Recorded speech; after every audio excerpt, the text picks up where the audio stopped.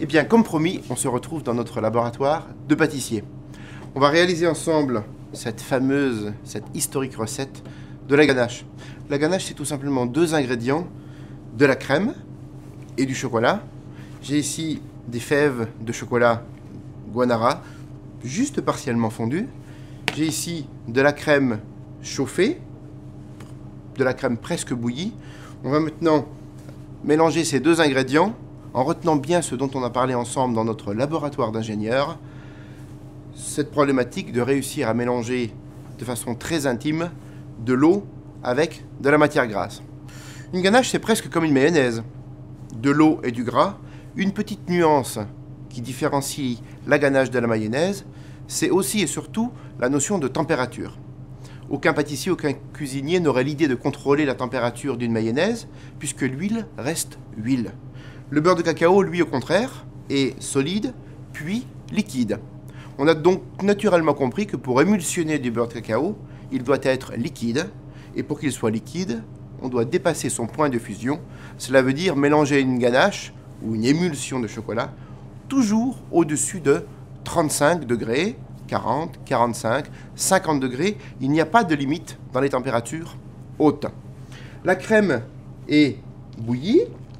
Tout comme je l'ai fait pour une mayonnaise, je mélange une toute petite partie de liquide, le minimum de liquide, pour créer ce noyau élastique et brillant.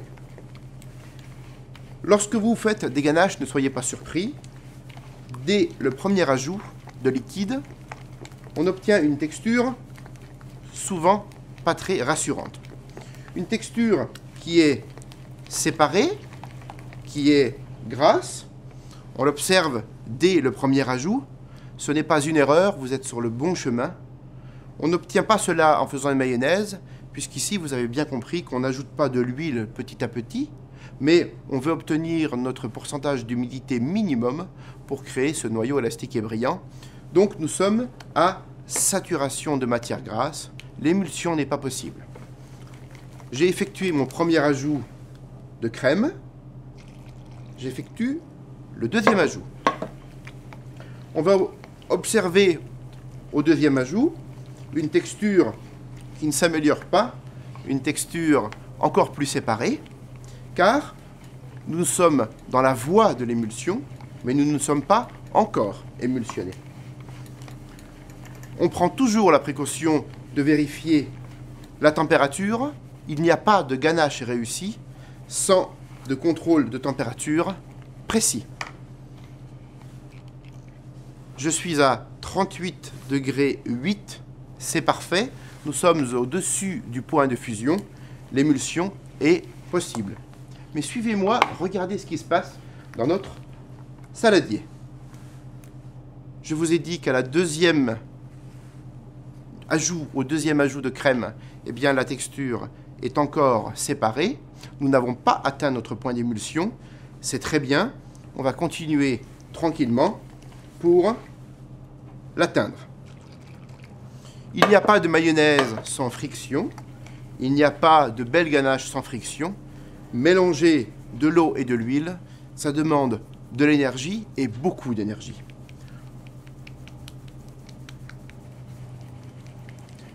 Aujourd'hui, je vous présente le mélange de cette ganache avec une maryse. Ça permet de frictionner un peu moins vite et surtout de vous montrer l'évolution de la ganache dans notre cul de poule. Alors, la grosse erreur que font beaucoup de pâtissiers lorsqu'ils observent ceci, c'est verser très vite le liquide par peur. N'ayez pas peur, c'est normal, vous êtes sur le bon chemin.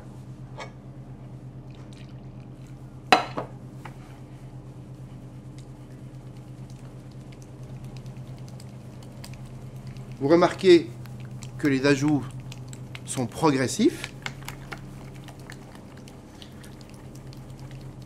Et maintenant, dans notre cul de poule, eh bien, vous allez voir, on observe la magie opère, le point d'équilibre est là, et j'obtiens tout de suite une texture plus émulsionnée.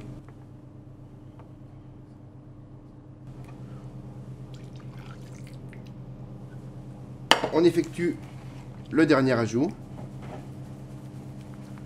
À la main, les émulsions sont parfaites, presque parfaites. Un outil qui n'est pas magique, mais qui est un outil qui améliore notre travail. Pour les émulsions, ganache, crème citron, crème passion, crème au chocolat, sauce, base pour les bavaroises. Toutes ces émulsions sont parfaites et le sont encore plus lorsqu'elles sont passées quelques instants au mixeur. Le mixeur, c'est cet affineur, cet améliorant d'émulsion. C'est lui qui va découper encore plus finement. C'est lui qui va découper plus finement encore les globules de matière grasse.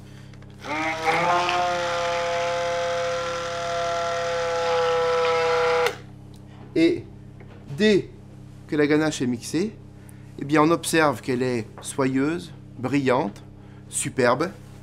On contrôle notre température. On est à 40 degrés. C'est parfait, tout va bien, notre ganache est réussie. Hé, Fred! Oui. C'est bizarre, je ne fais pas comme ça, moi. Oui. Je mélange la crème et le chocolat en une seule fois et ça fonctionne. Et c'est même bien plus rapide.